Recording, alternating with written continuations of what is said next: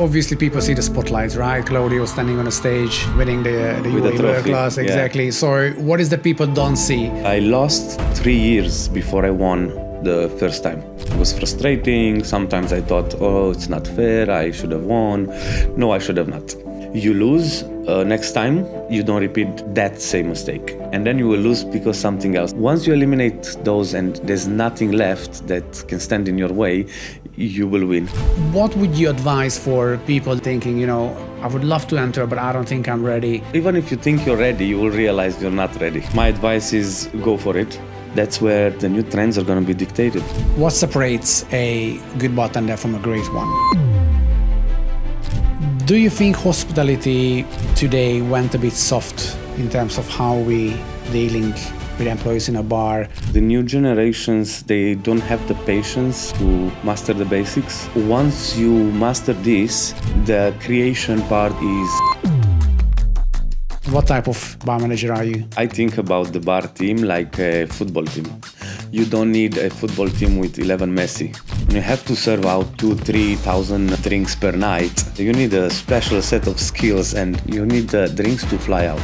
What is the one non-negotiable for you in a bar? There are two things that are not negotiable.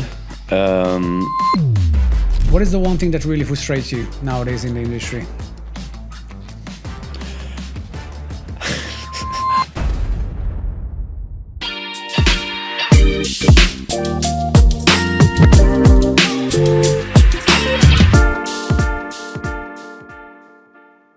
Hi everyone and welcome to the second episode of Pocket Talk. As always, we are here to have real conversations with real people shaping the hospitality industry from the inside out. Today's guest is someone who's not just respected behind the bar, he defines what it means to take bartending seriously. Claudiu Mnerau is the bar manager of Baoli Dubai and the newly crowned Diageo World Class UAE Bartender of the Year, one of the most prestigious competition in the world of mixology. Having worked in leading venues, including Koya, Billionaire, Marriott International, Claudiu is known across the region as a non-compromise perfectionist. He's demanding, detail-obsessed, and unapologetically old school. But that's exactly why bartenders who train under him go on to become some of the best in the industry. From Bucharest to Dubai, from classic cocktails to pushing creative boundaries, Claudiu's journey is packed with hard lessons, high standards, and world-class results.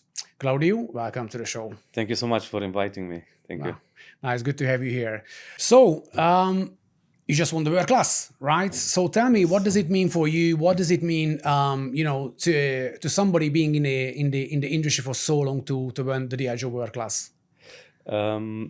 So winning World Class, it's a huge recognition for all the efforts that you've put in the past years and years of experience and study and research and development and testing.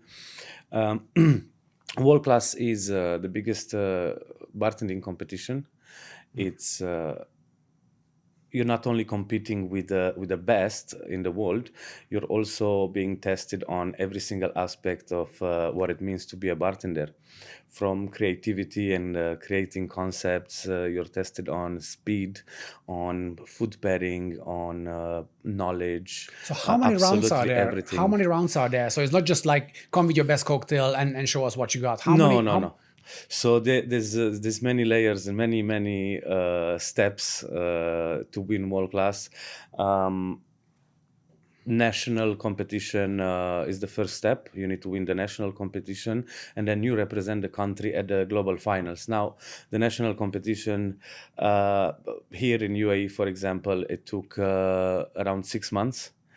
So it's not just one challenge. What? It took 6 months? It took 6 months. It's not a one-time event. You go and... No. So you have to qualify, then you have to go in top 30, then we had a cut to top 10, and then from top 10 we had a cut to top 3, and then the winner.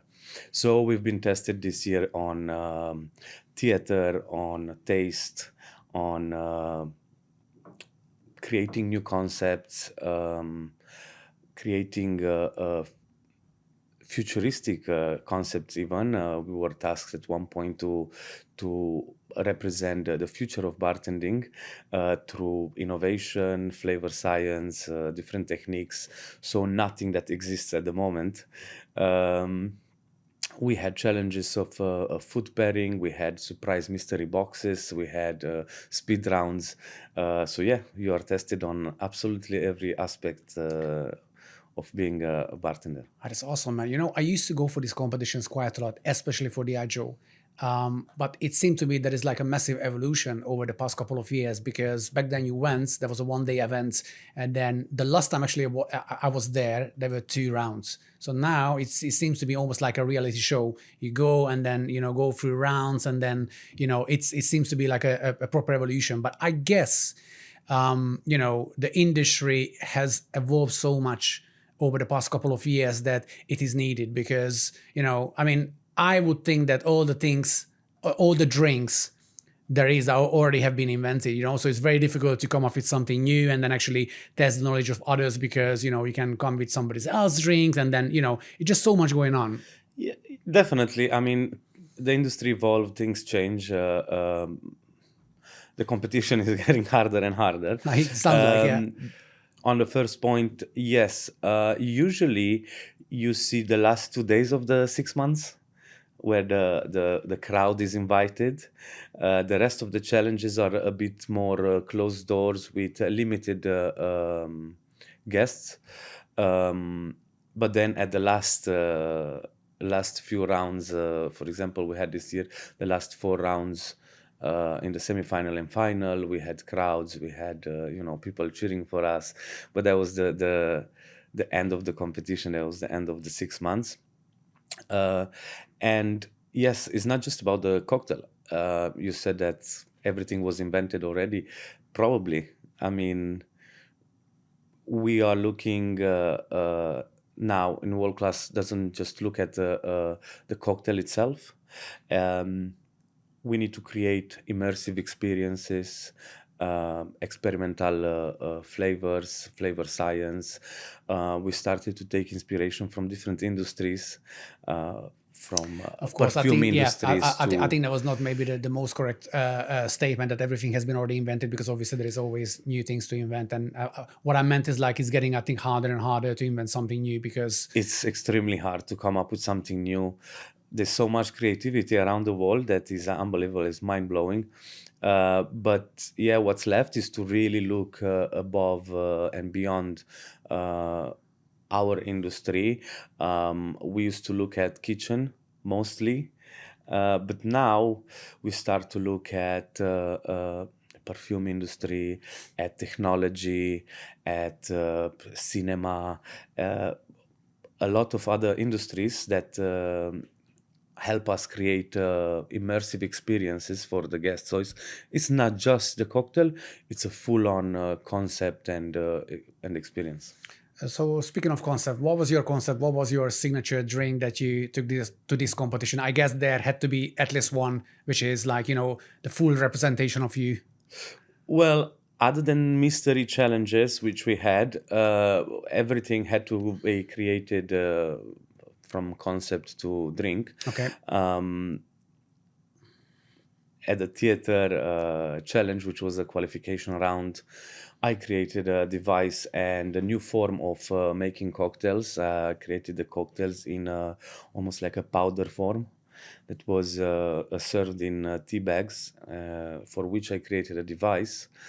You just pour the spirit through the device, and the device holds the cocktails in the powder form. And at the end, you are left with the cocktail. So it's very theatrical serve, very elegant, quite luxurious, clean. There was one, but we had to create other signature drinks. There were drinks where I took inspiration from perfume industry.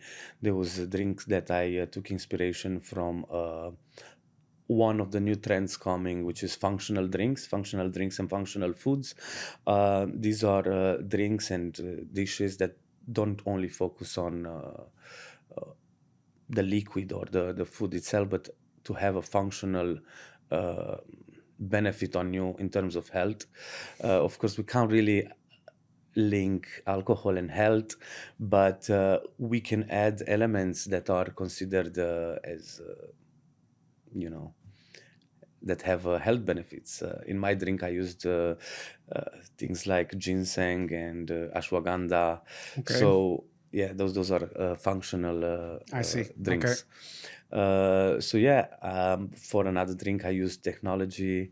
Yeah, it's not just one, but I'm quite proud of.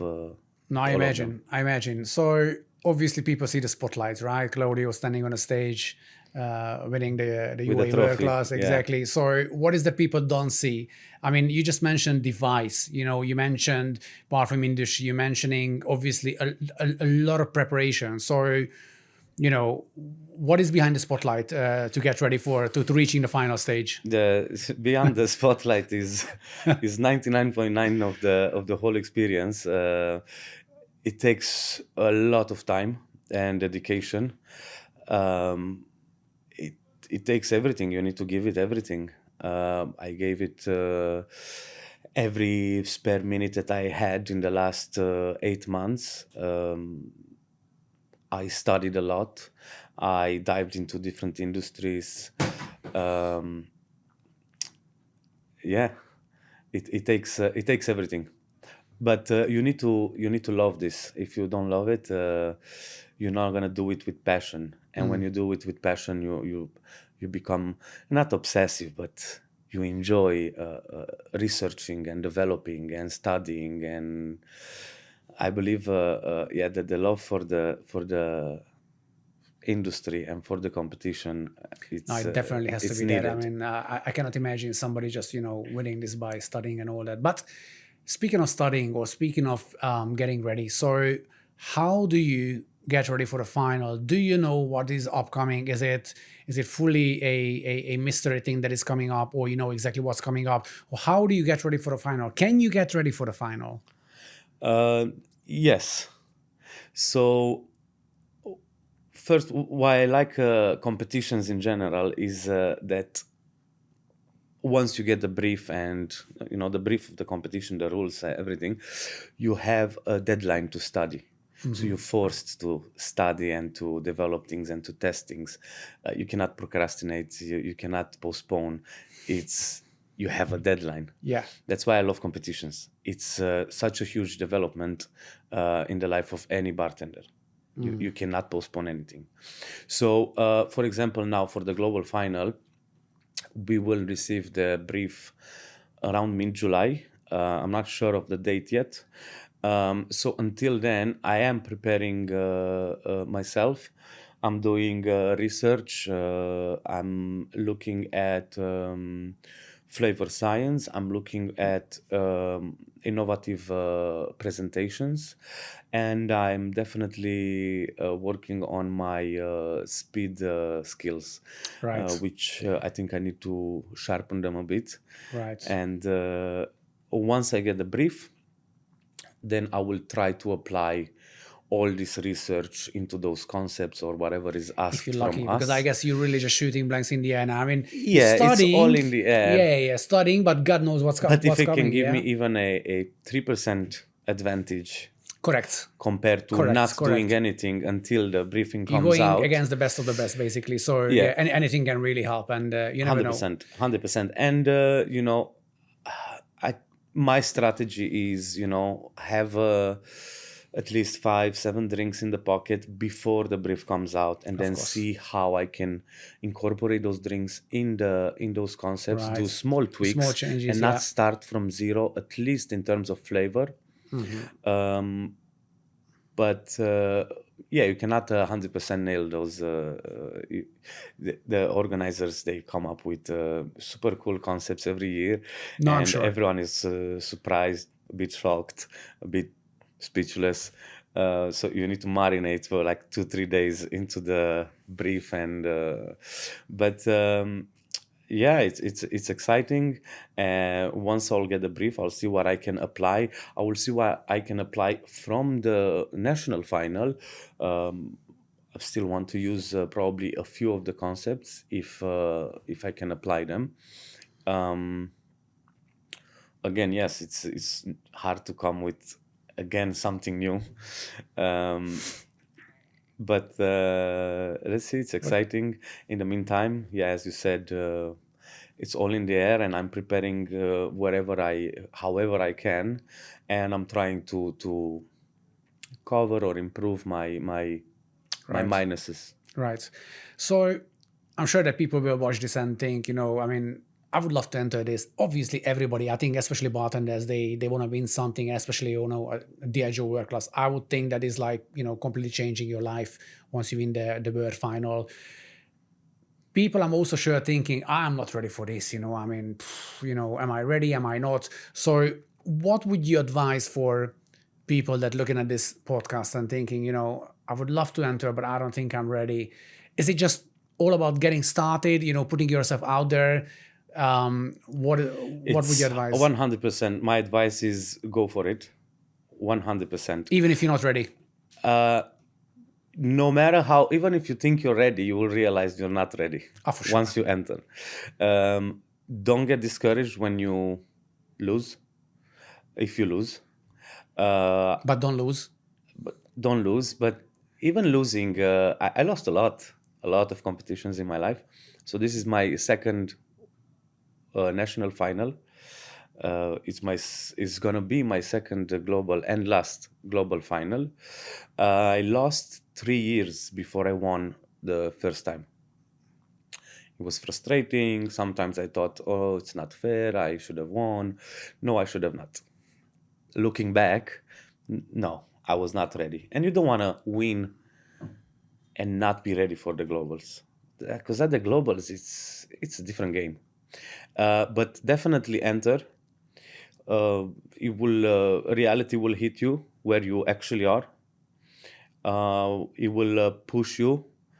Again, you have deadlines, so you will have to study, you will have to dive in, you will have to do research, and you will grow. Every time you enter, you will grow. You feel every like single time. No matter if you lose or win, you will grow every time. You leave the competition stronger. Absolutely. Absolutely. You lose, next time, you don't repeat that same mistake. You will lose because something else. And then you will lose because something else, until you eliminate all the small mistakes or unpreparedness or overtime. Or once you eliminate those and there's nothing left that can stand in your way, you will win. And when you win, you will feel it. Like during the competition, you feel, oh, this is my year. Yeah, I got this. But enter, 100%. My advice is to enter full on, with passion. Think outside the box. Try to be original. If you can imagine it, it can be put in reality. No matter how crazy it is, go for it. Do it. Somehow you will make it happen. The harder it is, the more you know that it's very unique and something new. So definitely think outside the box, be yourself, be original. Don't think that if you use fancy machinery, you will win, or stick with the basics, learn your basics. Spend a lot of money on it. Master the basics. I would think so. But don't give up. Yeah. I think the more people enter, the stronger a market becomes. And that's the whole idea, I guess. That's the whole idea, yes, is to develop the market. Diageo also has a lot of developing programs and trainings and sessions. This is basically R&D for them. Yes, definitely. And for bartenders, you will see the whole world will watch the global finals, and that's where the new trends are going to be dictated. It's from there.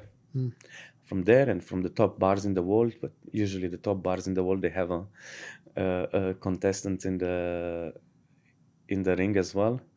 Yeah.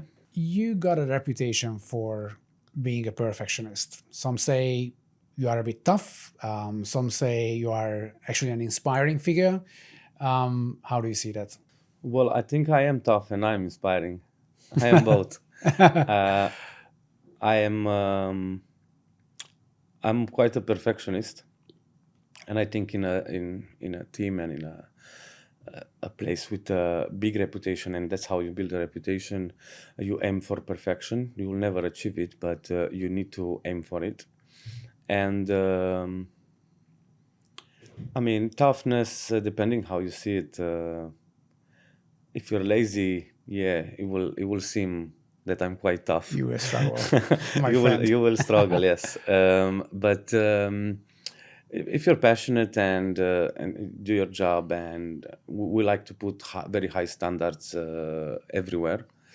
There's no compromise in quality. There's no compromises or shortcuts in the service. We love consistency. So yes, that might come across as tough, but we strive to give a great experience, no matter if we have 5 guests or 500 guests at a time. Do you think hospitality today went a bit soft in terms of how we dealing, with employees in a bar, or is it just evolving to something else? I don't think it's become soft. What I believe is that the new generations, they don't have the patience to master the basics. Um, they skip and ignore the importance of giving a good service, working in a clean bar, keeping the standards, and everyone just want to jump on Rotovap, Jairovap, all this machinery, and without knowing the basics, how this spirit is made, why we chose this spirit, why not the other one. It's very important to learn the basics, master basics, master the classics. Once you master this, the creation part, the creativity part is much simpler. It has better results, and I believe that's what some would see that the generation would went soft. I think is impatient. They are eager to jump into creations and Yeah, create menus, and much but more competitive and want to yes, show. I think, yeah. yes, but I think the basics are the most important. If you don't have the basics, you will never reach a very, very, very high level when it comes to creativity And and that's probably so on. come by time and You need to put in the exercising the time basic. and Yeah. training. You need to have good material. You need to have a good trainer. Um, but you need to study for this. Is Most of it is just read, just learn, understand how everything is done, and then you can do your version. When you build a team, and actually, this is something I have discussed with a general manager the other day. People see differently how to build a team. When you're building, I think, a bar team or just a front of house team in general, there are two ways to go about it. Some people like to hire and train the same style of, let's call them bartenders in your case, right? Same style, same knowledge, same strength, same everything. Some like to divide the team into different, not just style, I would say, but different personalities. Personality. Exactly. So some like to afford one or two, let's call them black sheeps. Those that are, for example, really good with the gas, but not really good with speed, for example, for a busy service. Some bar manager like to get, all machines, everybody can do the same, everybody has to be fast. What type of bar manager are you? So the way I build a bar team, this is something that I learned many years ago from Jimmy Barat, and since he taught me this, I've always used it in all the bar teams that I build across the world.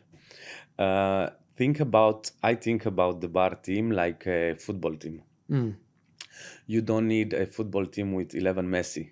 Messi as a goalkeeper, Messi in defense, Messi in the. That will not be a good. They might score a lot, but they would also receive a lot. Yes. Um, You need to split according to the duties and the functionality of a bar and a service. Right. You need, let's break it down. You need a few people that might not have the best knowledge, or they are not the most charismatic, but I still need them. Dispense is a hard station to hold in a busy place. And usually people that can hold a dispense, they have a special talent. They at one point they look like they're not even human, they are robots. They don't blink, they don't breathe, they don't talk. They just make drinks like there's no tomorrow. When you have to serve out 2,000-3,000 drinks per night, Quality drinks on top of it. quality drinks, consistent drinks, I mean, you need a special set of skills and mental capacity to do that. Yeah. And obviously, you need that. You don't need someone talking at dispense with the waiter. You need the drinks to fly out. Then you need someone who is very good with preps. If the preps behind the scenes are not done properly, you can have the best cocktails. Everything will be out of balance. Nothing will be tasty. If one prep is gone wrong, it's the whole service. We cannot be fixed. Also, you need to have enough of everything and not too much. So you need to have that balance. So there are people who are very passionate about this, preparing, cooking. These people, when they enter the bar, they already see what's missing, what's too much, what day is today. Okay, we'll need more of this, we need more of that. They already see this. If you have a good if you have a good setup, 80% of the job is it's much easier. If you have a bad setup, no matter how good is the team, you will struggle. You will have a You will bad struggle. service. Then you have what I call, the rock stars. They have good knowledge. They are still fast. They have good knowledge. They are very charismatic and very good with the guest. They are multitasking. I give to this guy the bill here. Here's the menu. I'm still talking to you. They are they. I call them rock stars because they're like on a stage. Yeah. They shine there. They like it. They are in their element. They like it, yeah. Yes. You will never make them happy by putting them on dispense. They feel sad there. In the shadow. Same with people who love dispense. They will feel a bit, closed up if you put them in front of people. So yeah, definitely, I like to hire different styles and Instead of different generalist yeah, approach. I don't need top 10 Right. best mixology or best create. I don't need it. Yeah, makes sense. I need a team. Yeah, per position. What is the one non-negotiable for you in a bar, wherever you are in the world? There are two things that are not negotiable: laziness and attitude. These are the two things that I cannot teach you. I cannot teach you how to be a hard worker. If you're lazy, you're lazy. And the attitude and personality, I can't change that. I cannot teach you that. If you have a bad personality, I cannot change that. So these are the two things that I cannot train. I cannot teach anyone. So I don't mind that much that you have no knowledge. I can teach you. If you don't have skills, I can teach you. If you're not good with people, I can teach you. But yeah, hard worker and good personality. You have trained, I think, countless of bartenders over the years. Some of them who went to do, big things in the industry. Some of them are really accomplished. What is your approach to training? Are you the type who like to explain everything and, really make sure that, training is done, or you let people to actually figure it out by themselves? Well, my system is I do provide like a general training for everyone to have the basics and master the basics. Then I create a mentorship program in the team, and I pair them according to the skills that they are missing. So if a bartender is good in knowledge but is not very technical, I will put him close with a mentor, with a senior that is very good in technical stuff, in bar skills.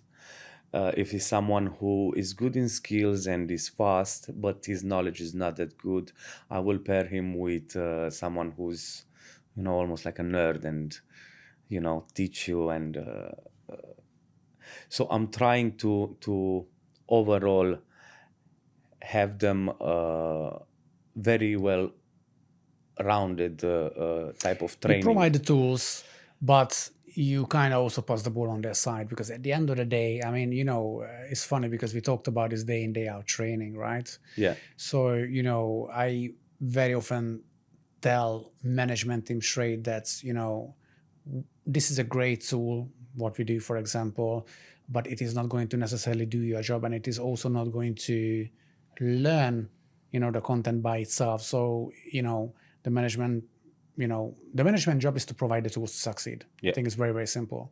But then you have to set clear expectations to the employees that actually, it is their job to live up to the standards of the company, because training is all about making sure that employees are perform up to their highest potential.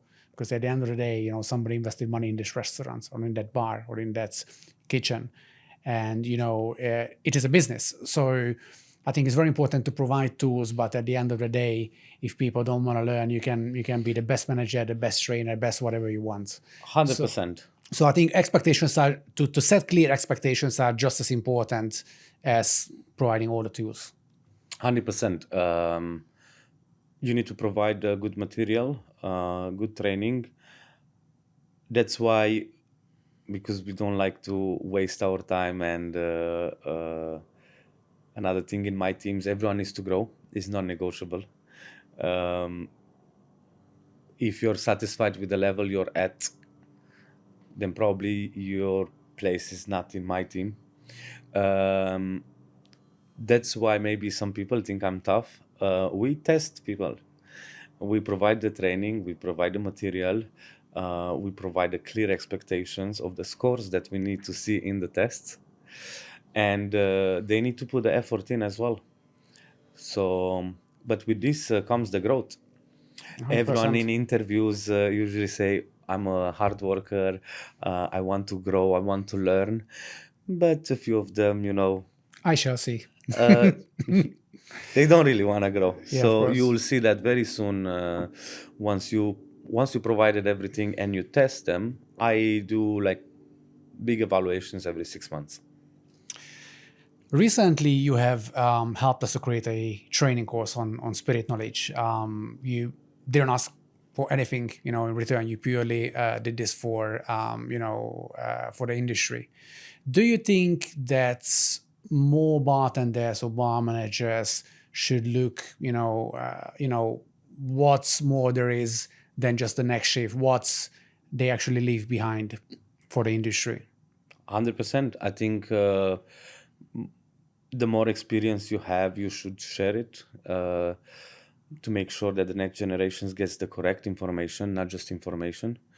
If you go on the internet, you don't even know where to start with, and 90% of it it's not true, it's fake information, it's not correct information, or it's not phrased in a way that you can actually understand it.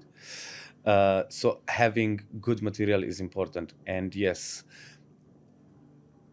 bar managers and beverage managers and bartenders with long experience should share their knowledge with the next generations and get involved in, especially in their own markets.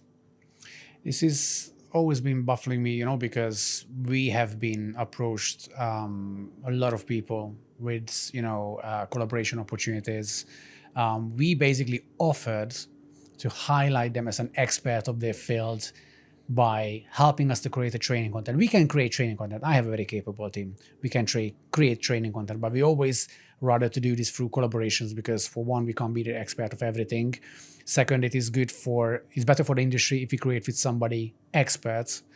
And lastly, it is really good for them, because we are basically showing, okay, look, this guy is the expert. We created this training content with this expert. So it is good. It is a good self-promo. Yet we find so much, pushback. Like, no, we don't want to share. This is mine, especially from high position, which is really, really strange to me. Well, let's.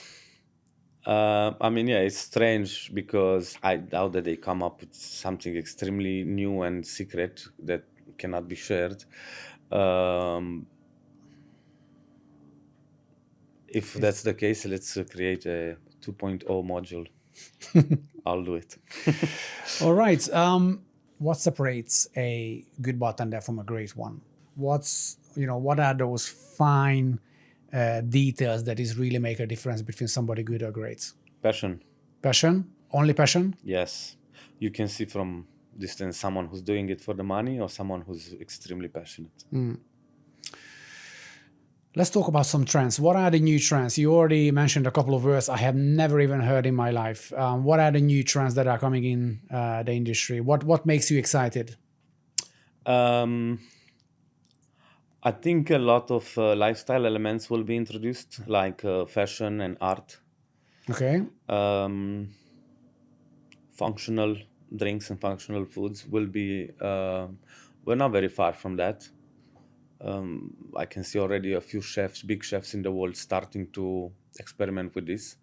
And I see in the drink industry here and there starting to move ingredients with adaptogens and functional properties. Technology is a big push on that. It's not always successful. It's quite hard to incorporate it I would think to so. also make it feasible for service, but it's coming definitely. And experiences, just immersive experiences. And there's a trend that I would love to see coming into, popularity. We had quite some years of minimalism drinks. Okay. Well, all the drinks are starting to look the same, and including in our bar. But that's the trend now. I would like to see maximalism coming into to replace the minimalism. Right. So no screwdrivers and No. But you still have the same style of drinks, very well thought, but with a bit more flair in presentation. Not over the top, but something creative in terms right. of presentation. Personality and stuff. Right. What is the one thing that really frustrates you nowadays in the industry? Well, shall I get some paper and pen? I'm sure you have a few things to list, but on the top of your head, is there anything that is particularly frustrates you or annoy you? Well, it doesn't really frustrate me or annoys me, but I am not a big fan of this overflow of gas shifts. Okay. Way too many. And I think some people missed the point of a guest shift is to offer to your guest an experience that they could not get in that city. Right. So you bring someone from outside. These days a lot of guest shifts are made for industry people in the market. I was have just some going to drinks. ask. I mean, this is just my understanding, but what I see lately, in the rising of these guest shifts is really to get into top 50, top 100. It is a part of it. The more guest shift you do, the more visibility you have, the more influence you possibly have on the key people, even though Sure. I mean, top 50 is a great. Is great. Is for marketing.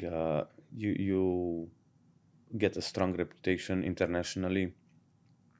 Is definitely something that you should strive for. But you need to be realistic and first look at your bar. Is it worth to be in top 50? So before you start to really chase it, get the standards there. And I believe that you will get the spot once you're there. There is a bar in Dubai that I believe and I hope it will get in top 50 this year. Okay. A bar that hasn't been in top 50. Okay. Right. A question I always like to ask from chefs and bartenders, which is in regards to guest requests. Okay. So as you know, people come to restaurants and then sometimes they have very silly requests. Let it be food or let it be drinks. Where is the line? Where is this fine line between guest requests and actually protecting the drinks? Are you one of those guys that, this is my drink, this is how the recipe is, I'm pushing what I want, or more close to actually pleasing the guest? I think it is a very, very fine line between those two. Obviously, you want to protect your drinks and then what you created, because it is what it is for a reason. If you remove one ingredient, if you change an ingredient, it's not going to be the exact same. But on the other hand, you obviously want to please the guests. Some people know exactly what they want or how they like, and sometimes people can let it go. Okay, I know it's not going to be the best drink in the world, but if it makes the guests happy, then why not? So where is this fine line for you? So, first of all, luckily for us, our signature cocktails, most of them are pre-batched. So this is not much we can change there. Smart. I'm sorry, but my hands are tied. Yeah, we cannot change. We do this for efficiency, for consistency. We do very, very high volumes, and it's not always easy to maintain consistency. So that's why we pre-batch. In terms of signatures, almost everything. Almost. In terms of changing something, we do it. I would do it. I'm pro, as long as this would not compromise the drink in a very bad way. Okay. Because so you're flexible. I'm flexible a little bit, but if many times I saw, online comments, "Oh, the food was bad." Yeah, but you asked no salt. You asked for it, and then you said that I was not good. We know it was not good. That's why we didn't do it like that originally. So if there's small changes that can be done, definitely. Or if you want a different spirit in a classic, you want to switch your tequila with mezcal in a margarita, or you want to change the gin with rum in a Negroni, or these are all, more than perfect requests, easy to do. Drink is still good. But yeah, if you don't want sugar in something, sure, we'll do it. It's not going to be as good as the original, but yeah, we can do. As long as it's not crazy and the request is not ridiculous, then yeah. Are you happy to share some crazy requests that actually you said no to? I mean, there's a lot of crazy requests, like Virgin Cosmopolitan, which would be, cranberry juice, with a squeeze of lime, or I don't know. All right. So I have usually a couple of challenges for my speakers. You can choose this time. Would you like to go for a classic challenge? Is usually a yay or nay. You have to choose between two options. Or would you like to go for a surprise challenge, something a bit more crazy? Yeah, let's go crazy. All right. I will have to pull my list up for that. You will regret this. Let me tell you that. You will regret this. If you know just a bit about me, you would know you will regret this. Nah, don't worry. It's not going to be super crazy, but let me tell you that you're going to have no good option to choose from. Okay. Then we'll do the classic after. Yeah, definitely. So let's get started. You have to choose. Basically, I did a deep research on your preferences when it comes to drinks. So I have listed your 16 favorite drinks. Okay. So there will have to be one winner. Uh-huh. Virgin Mojito or Shirley Temple? Virgin Mojito. But this is not in top 16 for me. None of them going to be top 16, let me tell you that. Sex on the Beach or Long Island? Long Island. Blue Frog or Blue Lagoon? Can none be an answer? You must choose one of them. It is only going to get worse from now on. Okay. Go again, please. Blue Frog or Blue Lagoon? Blue Lagoon. Red Wine and Coke or Malibu and Coke? Red Wine and Coke. For sure. Any time of the day. Jägerbomb or Tequila Slammers? Or tequila. Slammers. It's basically tequila with soda. A splash of soda on the top. Yeah, second one. Tequila Slammers. Yeah. Oh, not Jägerbomb. Okay, interesting. Appreciate that. Wine with gold flakes or B52? Oh, I don't like golden drinks, so B52. B52. Glow in the dark jelly shot or rainbow layered shooters? Glow in the dark. Glow in the dark, right. Barmaid protein shake or decaf ristretto martini with oat milk and collagen? No, the first one. Barmaid protein shake. Yeah. All right. Now we're getting into the semis. So the first winners, Virgin Mojito or Long Island iced tea? Virgin Mojito. Virgin Mojito. Blue Lagoon or Red Wine and Coke? Red Wine and Coke. Spot on. Tequila Slammer or B52? Tequila Slammer. Glow in the dark jelly shots or barmaid protein shake? Barmaid protein shake. All right, here we go. The semis. Virgin Mojito or Red Wine and Coke? Red Wine and Coke. Tequila Slammers or barmaid protein shake? Barmaid protein shake. And the final, Red Wine and Coke or barmaid protein shake?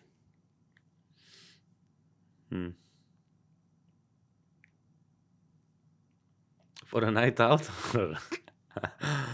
That's your favorite drink. So this is going to be publicly advertised all over the internet that Claudiu's favorite drink is Red Wine with Coke or barmaid protein shake. Yeah, barmaid protein shake. I am disappointed.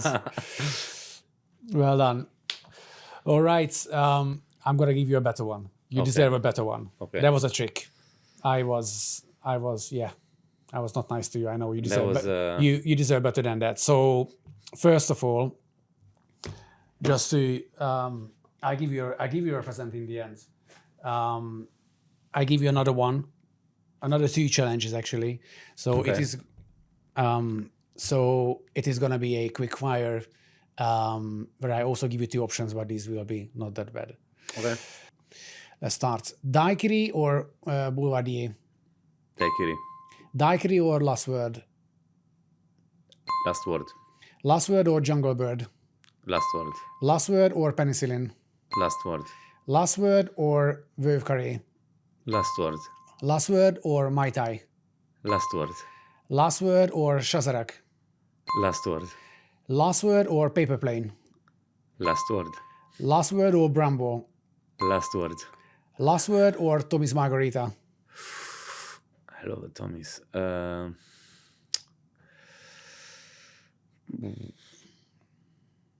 Last word. Last Word or Clover Club? Oh, last word. Last Word or Pisco Sour? Last word. Last Word or Rum Old Fashion? Last word. Last Word or El Presidente? Last word. Last Word or White Negroni? Last word. Last Word or Gin Fizz? Last word. Last Word or Singapore Sling? Last word. Last Word or Naked and Famous? Last word. And that is your last word. All right. You must really like this one. I didn't think you're going to go for that one in the end. It's one of my favorites. Oh, really? The first one is Corpse Reviver number 2. Okay. And last word is not very far from it. So if I cannot have a Corpse Reviver number 2, I will have definitely a last word. All right. Nice one. And that's a wrap for today. Huge thanks to Claudiu for sharing his time, mindsets, and a few options that might ruffle some feathers. Thanks for tuning in. And if you enjoy this, don't forget to follow and catch the next episode. See you soon.